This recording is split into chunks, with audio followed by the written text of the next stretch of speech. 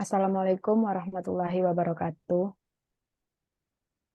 Kami dari kelompok 1 akan mempresentasikan hasil dari penelitian kami dengan judul Analisis Tingkat Kemampuan Manajemen Risiko pada Balai Besar Pengawasan Obat dan Makanan di Pekanbaru menggunakan COVID-5. Untuk memenuhi mata kuliah Manajemen Risiko Sistem Informasi dengan dosen pengampu Bapak Dr. Rahmat Kurniawan, STMIT CISDP. Sebelumnya, perkenalkan kami dari kelompok 1 terdiri dari 6 orang. Yang pertama yaitu Cinta Olivia Ratu Andira, yang kedua Maulidi Jikrinur, yang ketiga Ajahro Muharoma, yang keempat Dian Adelia Putri, yang kelima Rizka Arista Windy, dan yang keenam Muhammad Arfan. Baiklah, langsung saja kami akan presentasikan hasil penelitian kami yang akan dijelaskan oleh teman kami Cinta Olivia Ratu Andira. Kepada Cinta, disilakan. Eh, Baiklah, terima kasih kepada Dian. Assalamualaikum warahmatullahi wabarakatuh. Di sini saya sebagai perwakilan kelompok akan mempresentasikan hasil analisa kami mengenai analisis tingkat kemampuan manajemen risiko pada Balai Besar Pengawas Obat dan Makanan di Pekanbaru menggunakan COVID-5. Di sini terdiri dari 4 section, yaitu yang pertama pendahuluan yang akan membahas latar belakang, yang kedua yaitu metode penelitian, yang ketiga hasil dan pembahasan, dan yang terakhir yaitu kesimpulan. Yang pertama, latar belakang. Latar belakang merupakan alasan atau faktor mengapa kami melakukan analisa risiko di kantor BBPOM Pekanbaru. Nah, yang pertama itu karena kurangnya sumber daya manusia yang menangani risiko di kantor tersebut. Yang kedua, pada kantor tersebut itu belum memiliki SOP atau standar operasional prosedur yang berisi mengenai penanganan risiko. Yang ketiga yaitu penelitian mengenai manajemen risiko di kantor BBPOM Pekanbaru belum pernah dilakukan. Yang kedua yaitu metode penelitian. Yang pertama, kami akan menggunakan kerangka kerja COVID-5 khususnya pada domain APO12 yaitu tentang manajemen risiko dan pada subdomain APO1201 yaitu mengumpulkan data dan APO1202 menganalisis risiko. Setelah itu, kami akan melakukan perhitungan capability level dengan menggunakan rumus yang ada pada kerangka kerja COVID-5.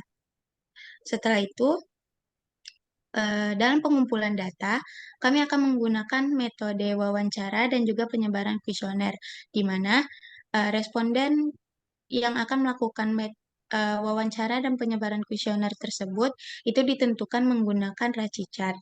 Nah, setelah kami petakan dari struktur organisasi yang ada di kantor BBPOM ke Raci-Chart, itu didapatkan bahwa pada bagian responsibel atau R itu terdapat pada bagian tata usaha kantor tersebut. Yang kedua yaitu accountable, itu ada pada subbagian program dan evaluasi. Bagian C yaitu consult, bagian program dan evaluasi, dan yang terakhir yaitu I atau inform, itu ada pada bagian umum. Berikutnya yaitu hasil dan pembahasan. Langkah yang pertama kami lakukan yaitu pemetaan COVID-5. Pemetaan COVID-5 itu datanya kami dapatkan dari Renstra Kantor BBPOM Pekanbaru dan didapatlah hasil pemetaan IT-related goals terhadap proses COVID-5 yang dilihat pada tabel berikut. Setelah melakukan pemetaan COVID, kami melakukan wawancara dan juga penyebaran kuesioner di kantor tersebut. Setelah mendapatkan data dari penyebaran kuesioner, kami melakukan perhitungan capability level menggunakan rumus yang ada pada gambar tersebut. Nah, kondisi dalam perhitungan penentuan nilai kapabilitas itu terdapat dua kondisi, yaitu kondisi saat ini dan kondisi yang diharapkan kantor BBPOM.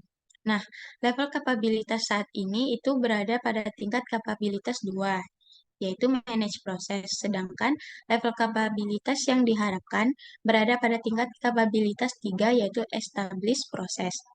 Setelah melakukan perhitungan capability level, kami melakukan perhitungan gap analysis dengan tujuan untuk mengetahui gap dari nilai saat ini dan terhadap nilai yang diharapkan oleh kantor BBPOM.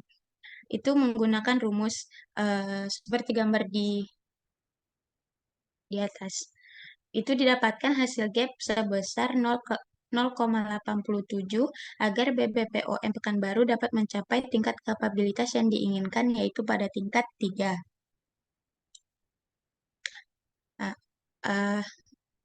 selanjutnya kami melakukan risk assessment.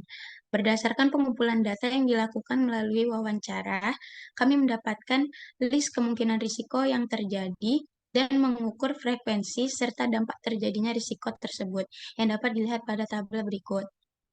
Nah, setelah itu kami memilah lagi risiko yang frekuensinya besar, itu kami berikan mitigasi risiko, yaitu terdapat 8 langkah mitigasi risiko. Setelah itu, yang terakhir kami akan memberikan rekomendasi kepada kantor BBPOM Pekanbaru, di mana di sini ada 4 rekomendasi. Yang pertama, membentuk tim khusus yang bertanggung jawab dalam pengelolaan manajemen risiko IT. Yang kedua, membentuk SOP dalam penanganan risiko. Yang ketiga, implementasi 8 mitigasi risiko. Dan yang terakhir yaitu melakukan perawatan dan pengembangan IT secara berkala. Yang terakhir yaitu kesimpulan. Berdasarkan hasil penelitian dan analisis risiko pada Balai Besar Pengawas Obat dan Makanan di Pekanbaru, maka terdapat kesimpulan sebagai berikut. Yang pertama, yaitu tingkat kapabilitas BBPOM di Pekanbaru saat ini berada pada tingkat 2 dan kapabilitas yang diinginkan berada pada tingkat 3. Nah, itu diartikan bahwa BBPOM Pekanbaru berharap dalam mengimplementasi manajemen risiko membutuhkan dokumen standar operasional prosedur atau SOP. Yang kedua yaitu terdapat 8 risiko yang sering terjadi yaitu dan memerlukan langkah mitigasi, yaitu debu atau kotoran, human error, server down, koneksi jaringan terputus, terkendala proses update, kerusakan hardware, terinfeksi virus, dan kualitas jaringan yang kurang baik. Yang terakhir yaitu mendapatkan 4 rekomendasi. Yang pertama, membentuk tim khusus yang bertanggung jawab dalam pengelolaan manajemen risiko IT, membentuk standar operasional prosedur, pengimplementasian 8 mitigasi risiko, dan melakukan perawatan dan pengembangan teknologi informasi yang digunakan secara berkala untuk meminimalisir terjadinya risiko. Baiklah, hanya itu yang dapat saya sampaikan. Terima kasih, saya kembalikan ke moderator.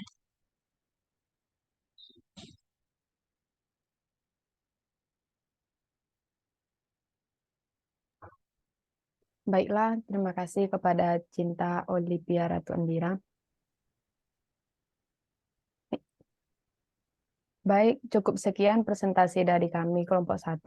Saya selaku moderator, mohon maaf apabila ada kesalahan. Wabillahi taufiq wal hidayah. Wassalamualaikum warahmatullahi wabarakatuh.